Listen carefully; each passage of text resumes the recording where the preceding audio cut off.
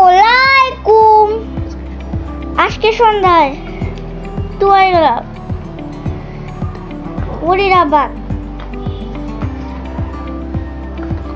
অটোতে করে। আজকে আমি রিক্সা দিয়ে নেমে গেলাম, কারণ রাস্তা অনেক ভাঙ্গা, তাই হেঁটে গেলাম।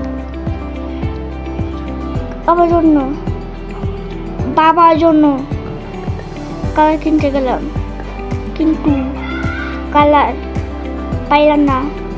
তারপর আমার জন্য ওষুধ কিনলাম। তারপর কিনে কিনতে গেলাম সাপ্তাহ হোটেলে।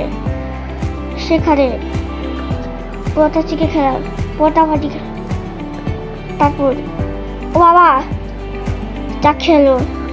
তারপর আমরা বাসায় চলে এলাম। আল্লাহ হাফেজ।